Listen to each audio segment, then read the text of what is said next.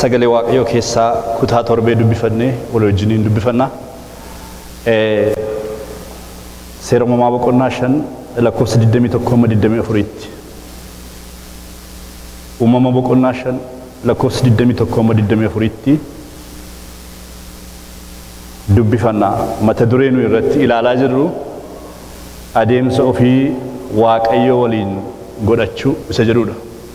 Adeemsa ofii waaqayyo waliin godhachuu seera uumamaa boqonnaa 5 lakkoofsa 21-24tti. Kas jedha dubbiin waaqayyoo hiikaa kan abbaa gammachiisirraan dubbisa. Henooki waggaa 65 ta'ee Matusaalaa dhalche. Henooki waaqayyo wajjin adeemsa godhatee Matusaalaa erga dhalchee booddee waggaa 300 ilmaanis intalootas dhalche. Barri Henook hundinuu waggaa 365. Henookis adeemsi isaa waaqayyo wajjin waan godhateef hin argamne. Waaqayyo isa fudhateera. Hin kadhanna. Ulfinni kan keetii, guddinni kan keetii, saaqaa sagalee keetii nuu kenni. Akkaataa nuu galuu danda'utti nutti dubbadhu. Hubannaa sagalee kee kana amantiidhaan akka dhaggeeffannuuf maqaa Yesuus Kiristoosiin qalbii ija garaa keenyaa bani'ati. Garaan keenya siina dhaggeeffatu. Yaa Hafuura Waaqayyoo garaa keenya rurrukuti nutti dubbadhu. Sagaleen kee keessa keenya yeroo fudhannee gallu boba'ee ittiin jireenya keenya gaggeeffachuu kan dandeenyu nu gargaari. Nama dadhabaa fuula kee dura dhaabatu kanas na gargaari. Waan guyyaa har'aaf nu qopheessite nutti dubbadhu. Maqaa Gooftaa Yesuus Kiristoosiin ameen. Fadhaa ta'a.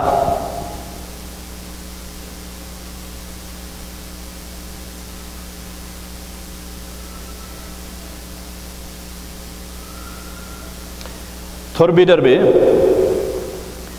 waa'ee adeemsa waaqayyo wajjinii dubbanne. Adeemsa ofii waaqayyo wajjin godhachuu jechuun waaqayyoon hidhata yookiin michuu godhachuudha inni. Namni nama michuu godhate tokko wajjin itti siqee deema. Namni nama hin beekne tokko ofirratti ilaalaa deema amma keessummaadha waliif waan ta'eef. Nama beekutti garuu hin banata garaasaa waan keessa isaa jiru wajjinaasaa taphachaa karaa deema. Hiriyaa ta'achuudha. Wanta dhosse illee baneetti agarsiisaa jenna yeroo darbe. Kanaafi waaqayyo wajjiniin deemuudhaaf namni waaqayyoon firoomfachuu, hiriyoonfachuu, itti siquu jechuun kuni isa qilleensi gidduu jedheen baane waaqayyotti keessa ofiitiin maxxanuudha jenna.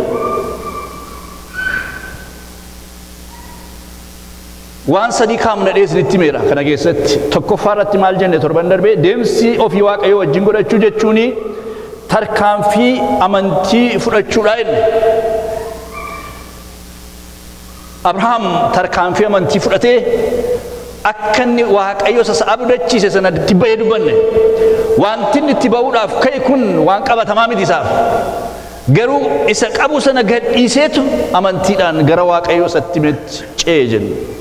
Sin eebbisaa nama guddaan si godhaa sin baay'isaa warra si eebbisan nan eebbisaa warra si abaaran nan abaaraa lafa bal'aan si kennadhee waaqotti dubbananii namane. Wanti waaqayyo jedhu kun dhugaadha jedhee yaada waaqa irratti of gate. Kanaaf amantiidhaan ejjennoo fudhate.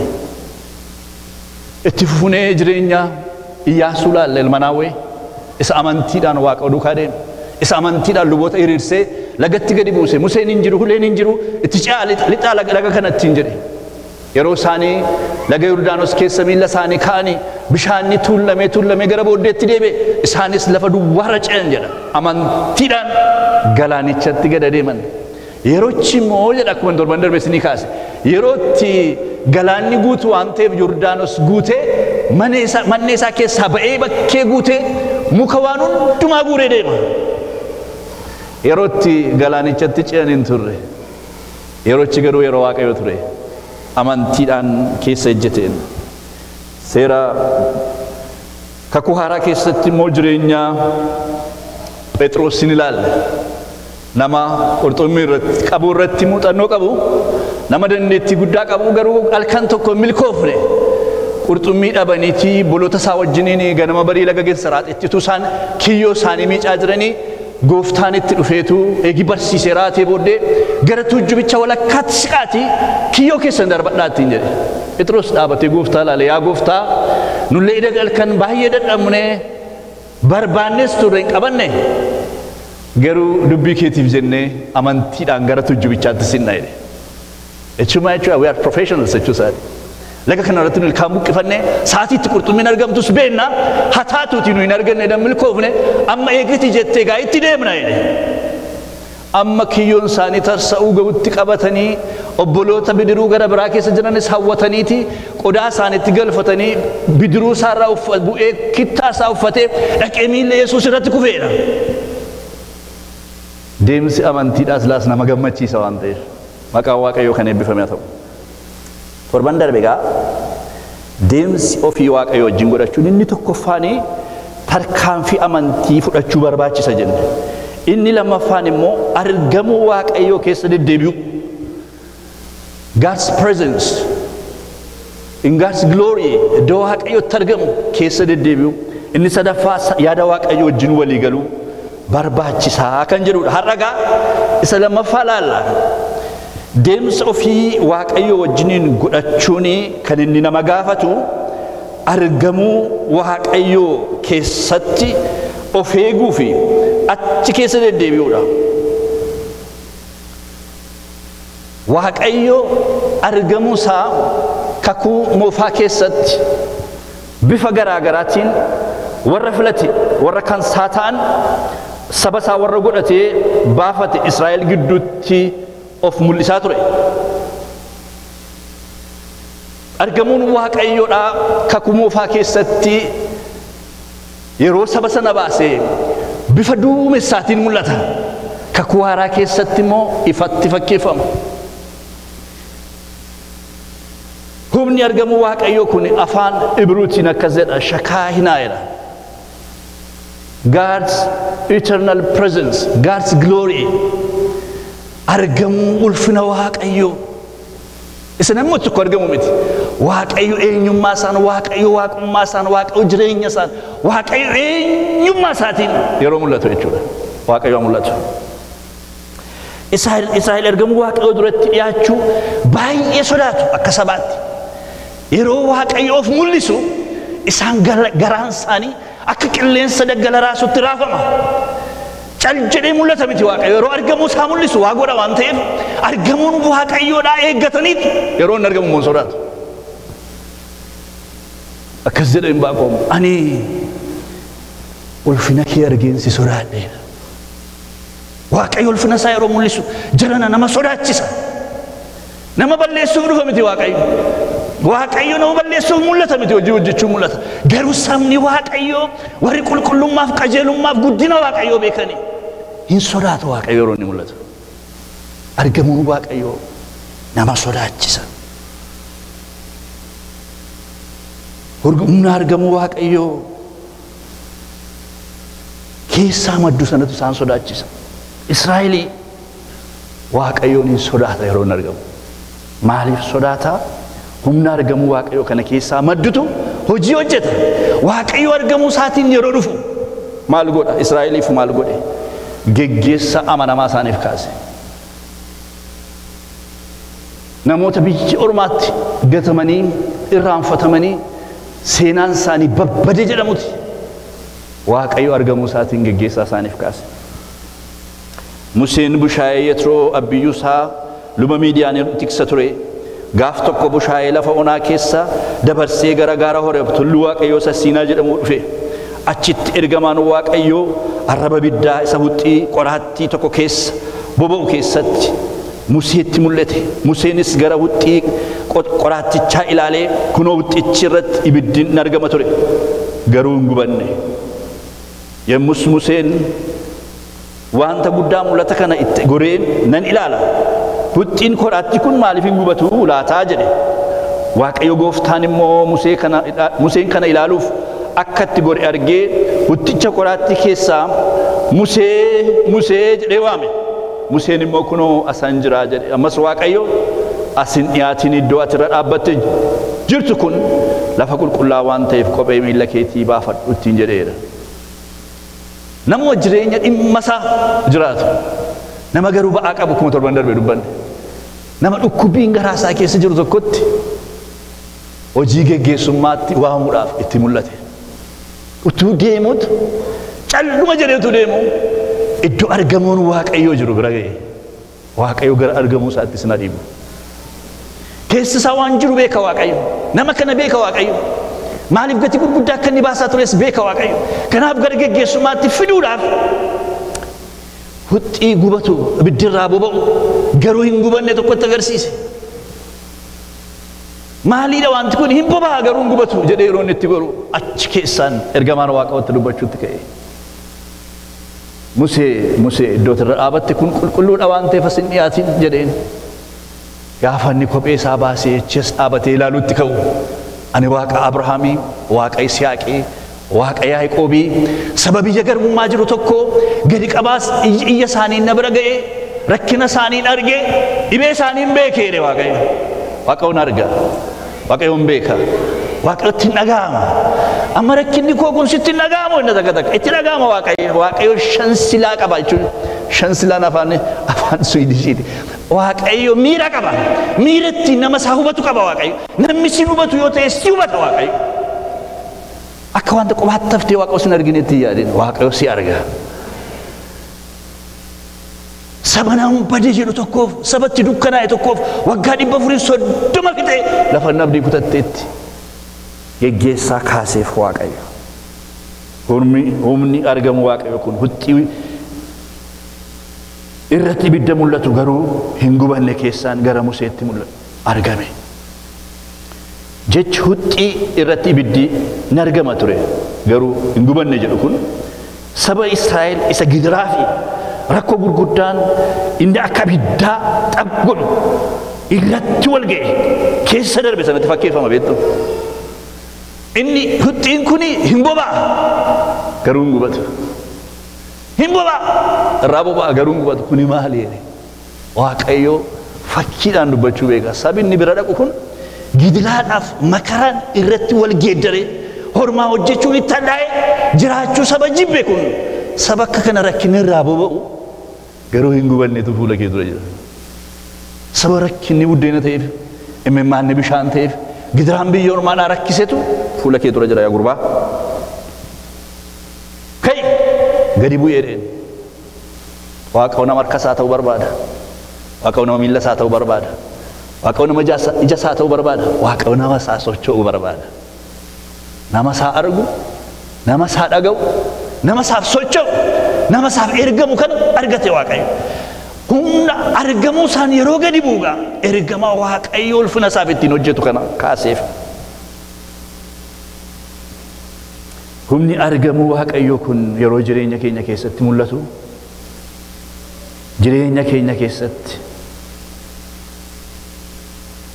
eebba fidee dhufa. Gabii fidee dhufa. Geggeessaa nuu ta'a. Dura keenya deema. Museedhaaf sabaaf Musee erge har'a moofuma isaatii gara kee dhufa. Ameen. Yesuus gara keessan dhufan jedhe. Maqaa Waaqayyoo kan eebbifame haa ta'u. Si geggeessuudhaaf, si dura bu'uudhaaf, jireenya kee bifa qabsiisuudhaaf, jireenya keessa bifa dhabe, boca dhabe kana sheeppi gochuudhaaf Yesuus Kiristoos gara jireenya kee dhufa. Humna argamuu isaatiin mana keenya keessatti yeroo argamu Waaqayyo. Gaa'ila keenya keessatti yeroo argamu Waaqayyo. Maatii keenya keessatti yeroo argamu Waaqayyo. Waan bifa hin qabne bifa isaa wal qixxeessuutti ka'a. Nu yeroo tokko tokko Waaqayyo waan tan hojjetu hin beeknu garuu Waaqayyo hojiirra jira. Isa diiguun diiga, isa dookaasa, isa buqqisuun buqqisa, isa dhaabu hin dhaaba. Inni argamuu isaatiin mana keessa na lixa.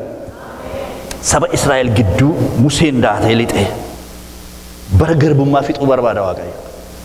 Bara bu'ichaa geeddaruu barbaada Waaqayyo.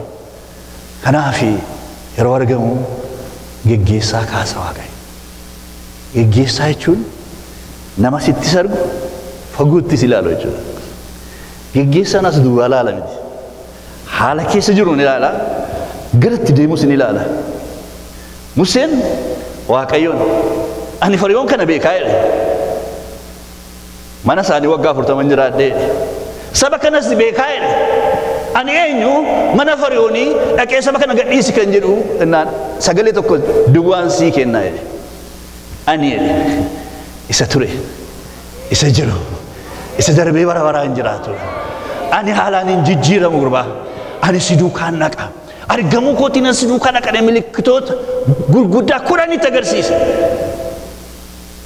mee ulee fuudhii lafa buusi jedheen boofataate qabii hundeessee moonnaan ulee taate argitee jedheen milikkitaan nama wajjiniin deema Waaqayyo argamuu isaati yeroo ka'u akkumatti nama geggeessa miti Waaqayyo mallattoo isinii kenna jireenya keessan keessatti mallattoo isiniif kennu Waaqayyo Israa'el argamuu Waaqayyo duratti dhiyaachuu baay'ee sodaatu kan isaan sodaataniif sababiin isaanii lammaffaan gara biyya abudii isaaniitti mallattoodhaan isaan geggeessa ture hin baanii gidduu jiraachuu isaatti mul'isaatu wajjiniin deema ture sa Waaqayyo ifni ulfina Waaqayyo keessaa maddu sun fuula isaanii duraan ifaa dudduuba isaanii immoo duubessaan gadi bu'ee diinonni isaanii akka isaanii hin argineef dudduuba isaanii gaaddidduu kaa'e warri isaan barbaadu kan arganne fuuldurri isaanii dura immoo gufuu akka isaanii hin argineef hin ibseef argamuun Waaqayyo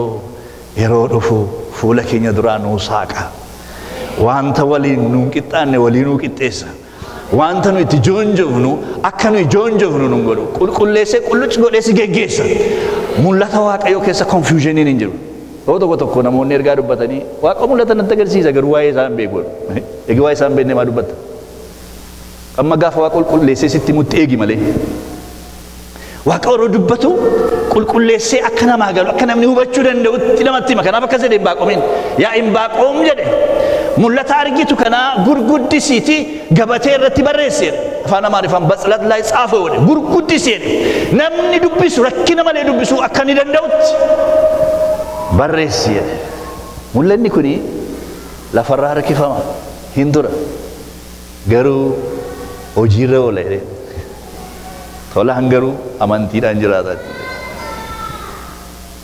Waaqayyo qulqullinaan qajeelinaan saba isaa fuula duraaf dudduuba bu'ee geggeessa waan ta'eef hin sodaatu argamuu Waaqayyo Israa'el yommus ergamaan Waaqayyo inni maccaa Israa'el dura adeemaa ture ka'ee gara isaan booddeetti hin darbeedha utuu fuula isaanii dura deemutu ergamichi dudduuba isaaniitti darbeedha utubaan duumessaa sunis isaan fuula duraa ka'ee booddee isaanii dhaabate utubaan duumessichaa sun macca warra Gibxii fi macca warra Israa'el gidduu goreedha laala Waaqayyo diina keef si gidduu gora Waaqayyo dabarsee sin kennu Waaqayyo naman kennu beektu Waaqayyo dabarsee naman kennu amanamummaan isaa bara baraan jiraata waan ta'eef inni dura deemaa ture duumessa isaatiin dudduubatti darbeedha amma gaa warri isaaniin farda isaanii meeshaa lolaa isaanii baadhatanii duukaa fiiganii itti dimimmisuutti ka'e isaaniin ifuma wanta Waaqa godhe ilaalaa utubaan duumessichaa sun macca warra Gibxii fi macca warra Israa'el gidduu gore gara tokkotti duumessaa'ee dukkaneessee gara kaanitti immoo halkan ibseedha isaan ifaan deemu warri isaan duubaatti dukkanaadha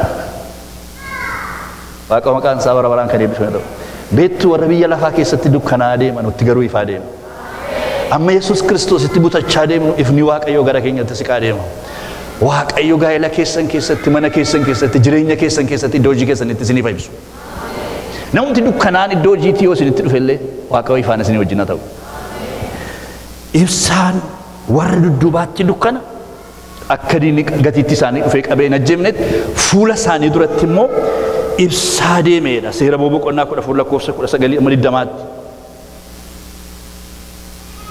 Waaqayyo waliin deemuu murteeffanneera yoo ta'e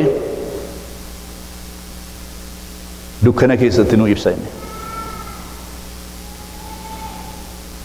jireenya keessatti iddoo namatti dukkanaa'u jira bowwaa dukkanaa'aa sodaachisaa keessa yoo hin deemillee dhadhaabite hamaan natti dhufa jedhee hin sodaadhu uleen keetiif dhaabbannaa kee ana jajjabeessu jedha bowwaan dukkanaa sodaachisaan jireenya namaa yeroo dhufu jira Waaqayyo garuu ifa isaatiin nama isaa wajjin deema akka inni Daawitiin lafa rakkinaatti wajjiniin deeme nu bira ga'ee nun gatu Waaqayyo. Inni amanamaadha.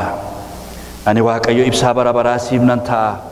Ulfina kootu fakkii ta'a malee si'achi guyyaa ibiftuun halkanis jiin ifa siif hin ta'u. Aduun kee deebitee hin lixxu. Jiini keessi fakki isheen hin riftu. Ani Waaqayyo ifa bara baraa siif nan ta'a. Barri gadda keetiis raawwatama.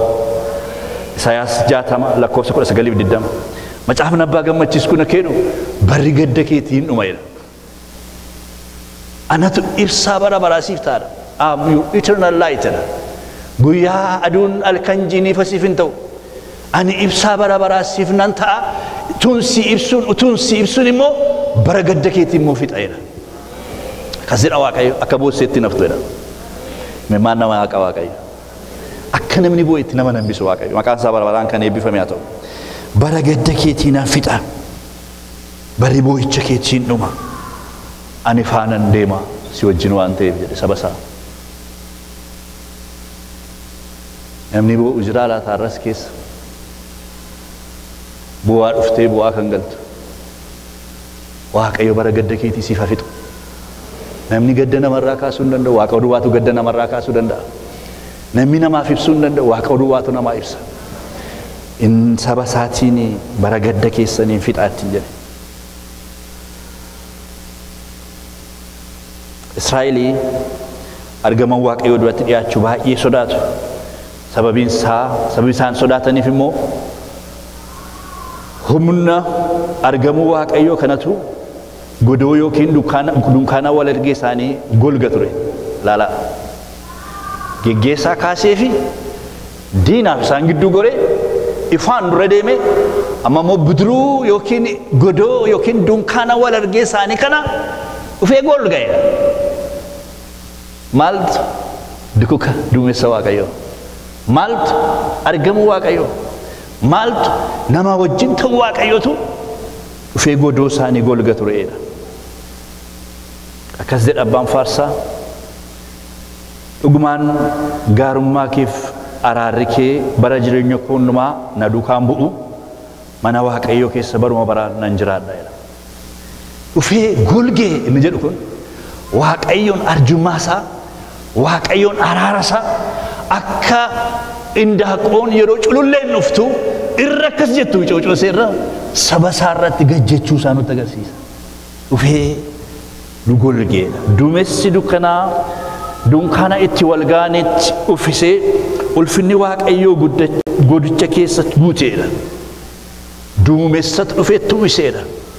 Argamuu Waaqayyoo shakaayinaa gloorii Waaqayyoo eternal presence isaatiin yeroo inni dhufee golgee jedhuudha. Museen immoo duumessa godicharra waan tureef ulfinni Waaqayyoo godoo sana keessa waan guuteef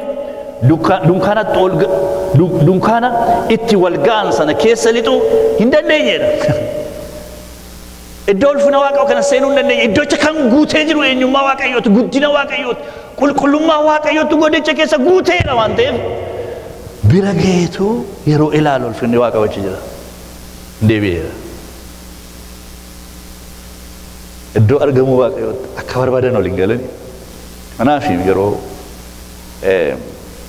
lubichi Zakkaariyaas iddoo mana qulqullummaatti ol galee warri kaan immoo alaa ixaana aarsu turanidha mitiire. Ixaana aarsuu ol galeedha.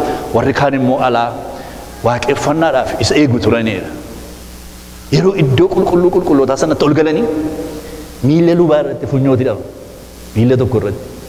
Iddoo aarsaa sana irratti jal'ina cubbuu ulfina Waaqa of hin taane hojjetee ol galee sanaan ergamaa Waaqayyoo rukutan du'a. Namni lixee hin baasu goototanii baasu. Iddoo Waaqayyootti argamutti zawwidhanii lixanii akka barbaadan galuun hin danda'amu. Ulfina Waaqayyootu jira waan ta'eef. Kanaaf yeroo iddoo qulqullootaa sana dhaqee inni dhaabatee jedhutti ergamaan Waaqayyoo karaa mirgaa gaafa dhufe dhaabatee hin sodaateedha. Ergamaan yookiin misraachuu yookiin firdii fidee dhufa waan ta'eef. Yaa Zakkaariyaas hin sodaatinii Waaqayyoo kadhata kee dhageeroo haati manaa kee Elsaabeexii ulfooftii numa sindeessi ati immoo maqaa isaa Yohaannis jettee moggaaftaa ittiin jedhe. Amanuu dadhabeennaan egaa amma gaafasiitti hin dubbattu ittiin jedhe. Nagaa ol galeetu haasa'aa ol galee gaafa gadi ba'u mallattoon haasa'a luboo. jedhee geggeesse jira. Namni haasaa ol galee iddoo ulfina Waaqayyoo argamuu Waaqayyootti amanuu dadhabuu isaatiin mallattoodhaan haasaa gadi ba'e. Eeggadhaa ulfinni Waaqayyoo kun guddaadha. እግዚአብሔር ቅዱስ ነው ዋቀው ቁልቁሉና ቁልቁሉማ ሳፍ ወልፈና ሳይኙት ይደበርሰን ከንዱ ኢላን ዘካርያስ ይትዩ አማ ሰማምተ ከና አማ ጉያን ሳጋውቲ አፋንከ ጭፋዳ ይደን ጋፈ ሙጭጭ ደለቱ መቃሳ በረሰች ማነፋ አንዛይገም ከናፊን ሶዳት ዶ ቢትኑን ከኩ ዋቀዮ ጅሩ ከነት ጎዶ ሰነ ከሰት ኦልገሉ ሙሴን እንደንደኘ ነሞን እስራኤል hamma adeemaa turan kana hundumaatti yemmuu messichi godoo sanarraa ka'u isaanis ka'anii hin adeemu turanidha. Dukukichi duumessi Waaqayyoo yeroo dhufee bu'u isaanis achuma turu. Argamuu Waaqayyoo sana keessa yeroo inni socho'u duukaa socho'u yoo inni dhaabate immoo hin dhaabatu. Isaan ala deemuun kisaaraadha waan ta'eef argamuu Waaqayyoon ala socho'uun kisaaraadha. Waaqayyoon waa gargaaru akka itti isaan geggeessa waan tureef hin sodaatu turan. Duumessi Waaqayyoos guyyaa guyyaa dunkanicharra hin buufata ture. Ibiddi immoo halkan halkan duumessacharra tureedha.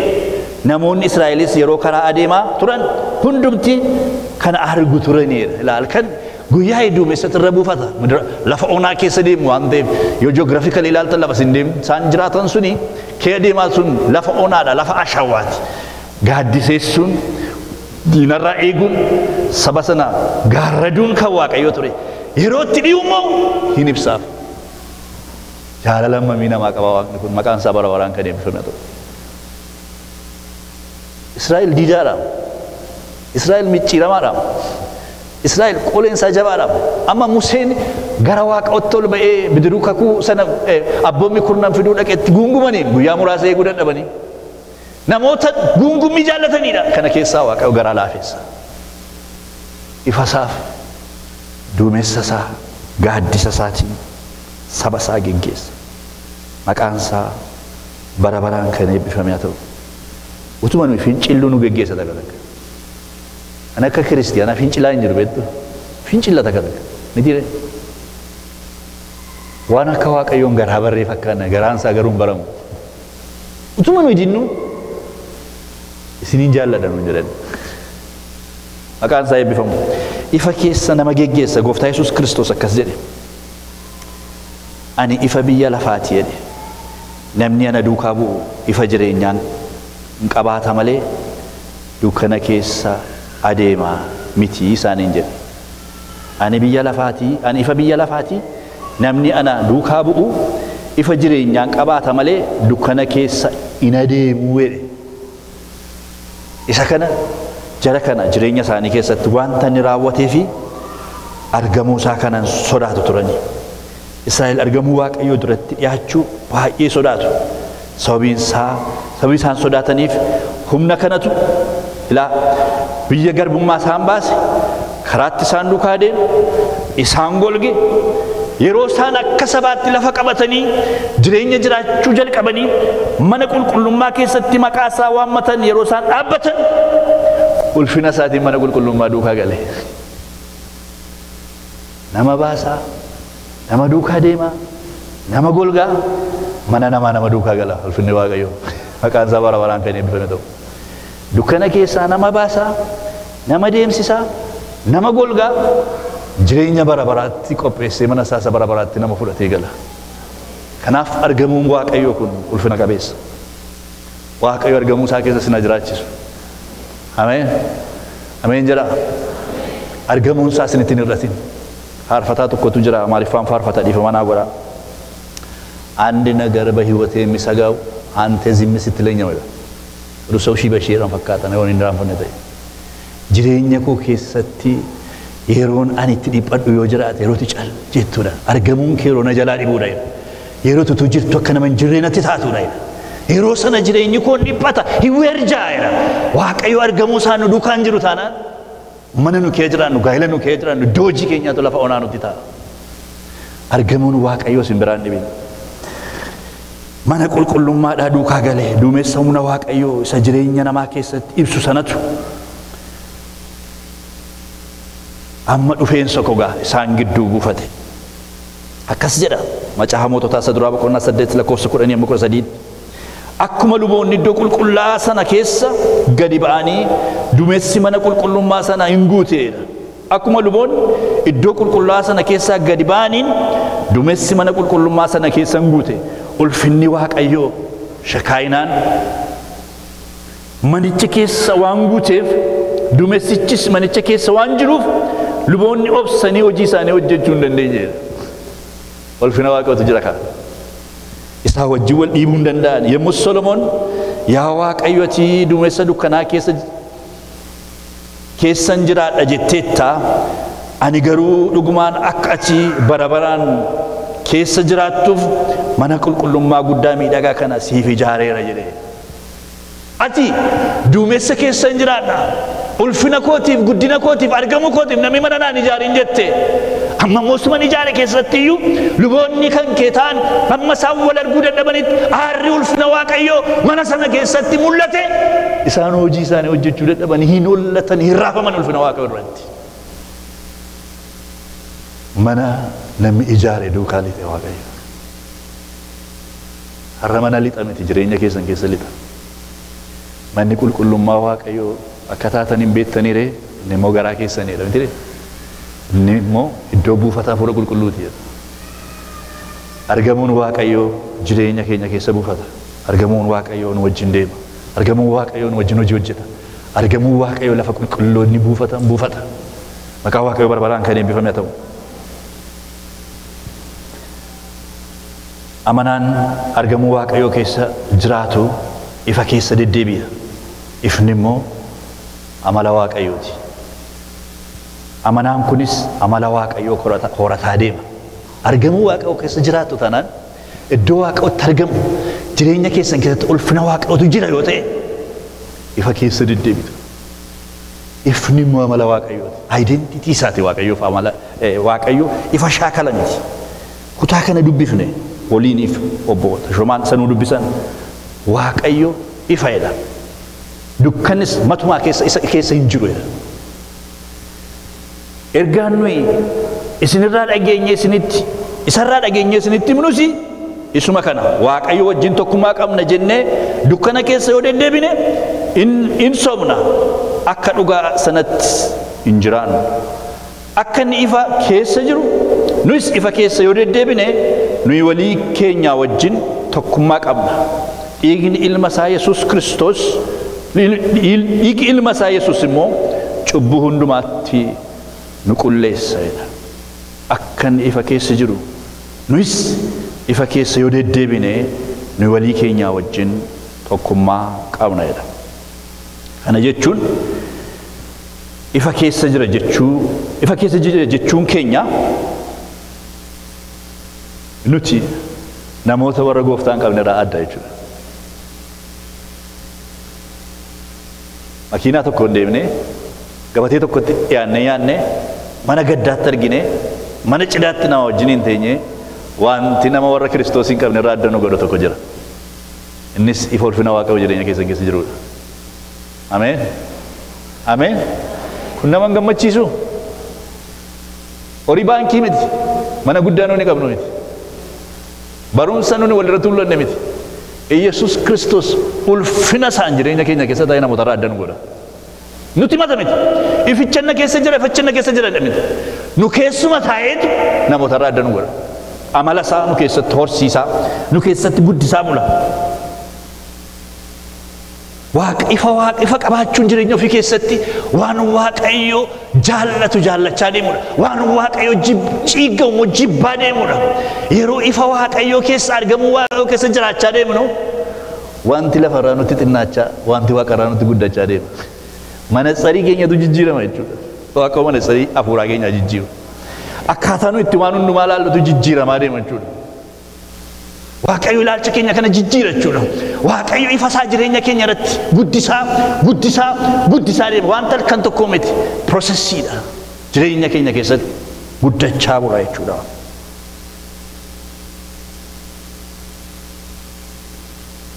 Ifa Waaqayyoo keessa jiraachuu jechuun waan dubbiin Waaqayyoo jedhuuf abboomamuu jechuudha.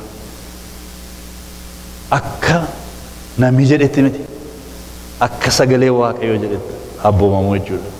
Kana dhagaanii isaan deddeebi'u jechuudha.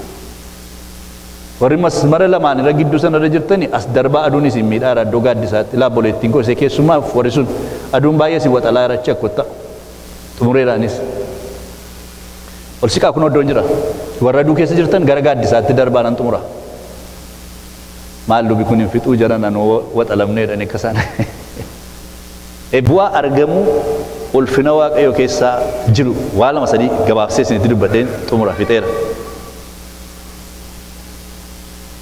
Tokko ulfinaaf qulqullummaa waaqayyoo namatti mul'isa. Isaayaas 6:1. Lama garraamummaa obboloota gidduutti gaarummaa obboloota gidduutti dagaagsa. Yeroo hundumaa walii keessaniif namoota dhuunfaafis gaarii gochuu yaadaa malee namni tokkollee waan hamaadhaaf hamaa akka hin deebifne ilaalladha jedha Phaawulos waldaa warra Tasalonqeetiin saduraa Tasalonqee boqonnaa 5:15 gaarummaa obboloota gidduutti dagaagsa bal'isa. Sadii gara qajeelummaa gooftaatti nama buta waaqayyo qajeelaadha qajeelummaa gooftaadha qulqulleessee nutti mul'isaa deema. Kiristoos Yesuusitti jiraachuun keessan waaqayyo biraa ta'e waaqayyo Kiristoosiin ogummaa keenya nuuf godheera. Isumaan qajeelota taane waaqayyoof qulqulloofnee in furamna jedha Qorontos 1:30 irratti saduraa. Afur dhugaa jireenya amantootaa keessatti iddoo olaanaa qabaachisa. Dhugaa jireenya qulqullootaa keessatti akka inni lafa qabatu godha. Dhugaan immoo Kiristoos. Egaa bu'aan argamuu waaqayyo keessa jiraachuudha ulfinaa fi qulqullummaa waaqayyo nutti mul'isa eegi ta'e. Garraamummaa obboloota keessatti akka dagaagsinu godha eegi ta'e. Qajeelummaa isa waaqayyotti nu dhiyeessu nuuf kenna eegi ta'e. Dhugaa isa waaqayyoof obboloota gidduutti ittiin deddeebinuun itti nu guddisa ergi ta'e. Kottaa argamuu waaqayyoo keessa jiraanna. Kaane kadhanna. Olettiin koo miroo inachi as dhuftee waaqayyoon nu kadhatti ishee waliin waaqayyoon kadhannee gara xumuraatti finna.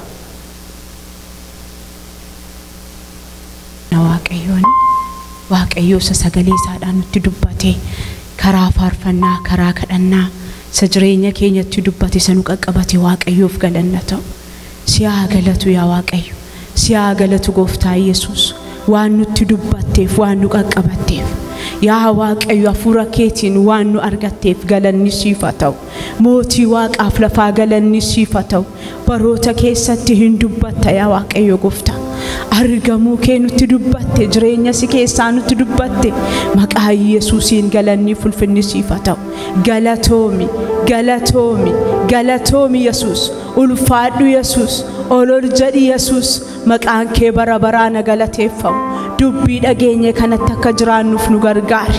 Warra dhagaanii firdiif itti ta'utu hin taane warra dhagaanii itti jiraatan nu godhi. Sanyiin jireenya keenya keessatti faca'ee kun biqilee ija godhatu. Maqaa Yesuus Kiristoosiin biqilee ija godhatu. Dubbii kee wajjin walii gallee yaada kee keessa jiraachuu akka dandeenyu nu gargaari. Warra tolee jedhee fuula kee dura taa'u, warra si barbaaddatu, warra si walii galee jiraatu, warra si waliin adeemu nu taasisi yaa Waaqayyo. Bara keenya irratti ulfaadhu, jireenya keenya irratti ulfaadhu. Asii baanee gaafa deemnu geggeessaan kee nu wajjin haa ta'u. Yaa Waaqayyo harki kee nu wajjiniin haa ta'u. Obboloota iddoo kanatti nu eebbisan hundumaa maqaa Yesuusiin ati eebbisi. Warra faarfannaadhaan sagaleedhaan karaa adda addaa nu eebbisan eebbi kee maqaa Yesuusiin haa dhufu. Galanni ulfinni siif haa ta'u. Yeroo hafe hundumaa irratti ati ulfaadhu. Eebbifami Yesuus, galatoomi Yesuus, olol jedhi Yesuus, maqaan kee haa eebbifamu. Baraaf yeroo jiru irratti ati ulfaadhu. Maqaa Yesuusiin si kadhanna Abbaa. Ameen. Garaan keessan irraa faminii waaqayyotti amanaa. Anattis amanaa jettee abbaa koo biraa iddoo baay'eetu jira. Ani sin dura deema iddoo isiniifan qopheessaa jettee. Si qabna garaan keenya irraa famu. Hamaatti dabarsitee nu kennin. Saba garaan isaanii gaddee marrumaan isaanii gubatee amantoota keenya obboloota keenya biyya Winnipeg jiraatan abbaa manaa fi haadha manaa irra balaa geessanaaf yaa Waaqayyo maatii firoota iddoo sana jiran akka jajjabeessituuf hafuurri kee isaan irratti dhufu. Ayyaanni kee isaan gargaaru. Firoota Oromiyaa irraa akkasumas Keeniyaadhaa gaddanii jiran jajjabina isaaniif ta'i. Ayyaana kee jireenya isaanii keessatti mul'isi. Yaa Waaqayyo maallaqa isaan ittiin reeffa gara biyyaatti geggeessan kana garaa namootaa kaasiitii kennisiisiif. Amanamummaan keef jaalalli kee garaa amantootaa dammassu. Iddoo hir'atetti warra rakkinni irra ga'e kana bira dhaabachuu kan dandeenyuuf garaa keenya qopheessi. Nunis nu eegi. Murtuuxxee akkasitti dabarsitee nu laatiin. Waan akka tasaatti gara nama cuugodhu waan akka tasaa kana balbala keenya waldaa keenya bira dabarsi.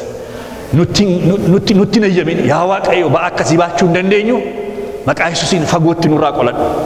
Ija hamaadhaan waldaa keenya amantoota keenya ijoollee keenya kan ilaalu nurraa ifadhu. Harki gargaarsa kee firri amanamummaa kee nu haa to'atu. Eeyyee nuyi nama biyya ormaati bifi keenya gurraacha biyya kanatti hin dhalanne nuyi. Garuu isa Waaqayyo lubbuu qabu hundumaa uume amanannee biyya lafaa keessa deddeebina waan ta'eef ati nu eegi.